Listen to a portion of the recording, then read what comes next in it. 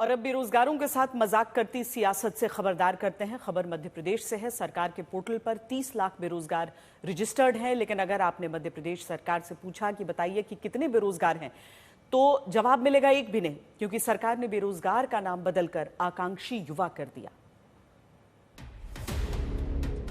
मध्य प्रदेश में अब तक मुस्लिम गांवों और इलाकों का नाम बदला जाता रहा। रेलवे स्टेशन का नाम बदला गया। मध्य प्रदेश में कुलपति को कुलगुरु कहने का नियम चला।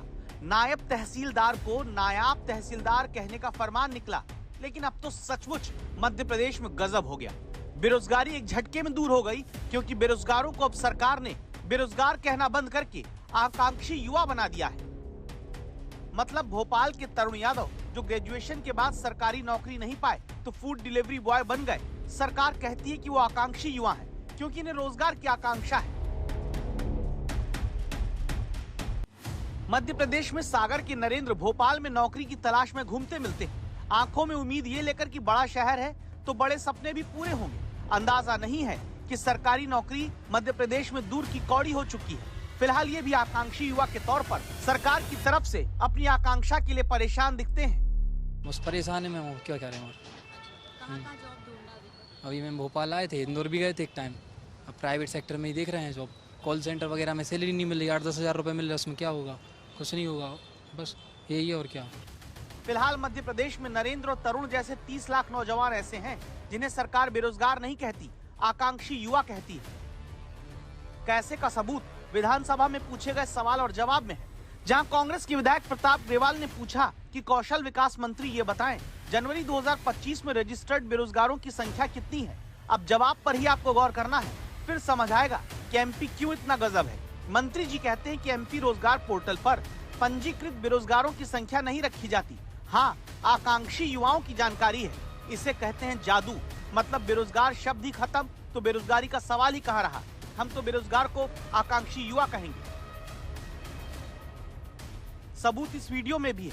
मध्य प्रदेश रोजगार पोर्टल पर हम आपको लाए हैं, जहां दर्ज है कि 29,36,653 बेरोजगार नहीं साहब, आकांक्षी युवा सरकारी रोजगार पोर्टल पर रजिस्टर्ड।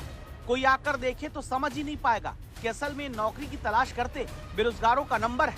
ऐसे लगता है जैसे शादी के कार्ड में दर्शनाभिलाषी वाले खाने में नाम जोड़ दिया गया और सरकार को लगता है बेरोजगारों को भी आकांक्षी युवा बनाकर गुडी गुडी फील होगा।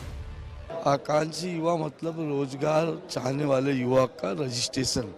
रोजगार कार्यालय में उनका पंजीयन होता है। वो जो संख्या आपकी कम ज़्यादा होती रहती है, वो रोजगार चाहने वाले युवा के पंजीयन की संख्या है। इतना मीठा मीठा मंत्री जी बोल दिए कि लगेगा कि आकांक्षी युवा एक पद है, जिसे बेरोजगारों को ये देकर कह दिया गया कि जाओ, अब तुम बेरोजगार नहीं रहे, आज से तुम आकांक्षी युवा हो। और हालत ये कि मई 2024 के आंकड़े कहते हैं 8,75,429 आवेदन करने वाले बेरोजगार ग्रेजुएट हैं। पोस्ट ग्रेजुएट 1,49,917 बेरोजगार हैं जिन्होंने आवेदन नौकरी के लिए किया। बेरोजगार इंजीनियर भी हैं जिनकी संख्या 1,22,532 है और वो आवेदन नौकरी के लिए करते हैं। मेडिकल फील्ड से 7,070, 12वीं पास 6 लाख से ज्यादा, ओबीसी वर्ग के 10 लाख से ज्यादा लोग बेरोजगार हैं जो नौकरी के लिए आवेदन सरकार के पोर्टल पर करते हैं। 4,68,000 दलित वर्ग के, 4 लाख से अधिक एसटी वर्ग के लोग बेरोजगार हैं। सरकार नाम बदल रही है। रोज बेरोजगार को अब आकांक्षी योजना बता रहे हो, आकांक्षी बता रहे हो। भाई युवा बेरोजगार है, उसको नौकरी की आवश्यकता है। मध्य प्रदेश में सरकार काहे ये नाम बदलो और बेरोजगारी खत्म वाला खेल खेल रही है, इसकी वजह भी हमने तलाशी। मध्य प्रदेश में कई भर्ती परीक्षा लंबे समय से नहीं हुई है। सब इंस्पेक्टर की भर्ती परीक्षा 2017 से नहीं हुई, 8 साल बीत रहे हैं। सूबेदार भर्ती 2017 से नहीं निकली। लेखपाल उप आकांक्षक भर्ती 2018 से नहीं आई। महिला पर्यवेक्षक 2017 से नहीं हुई। अब 2025 में वैकेंसी निकली। सोचिए, जब भर्तियां ही लटकी रहेंगी और बेरोजगार बढ़ते रहेंगे तो फिर सरकार क्या करेगी? यही करेगी जो मध्य प्रदेश में किया है कि जाओ, हम तुम्हें बेरोजगार ही नहीं कहते, आकांक्षी युवा कहते हैं, तुम भी क्या याद करोगे। भोपाल से अमृतांशी जोशी के साथ आज तक ब्यूरो।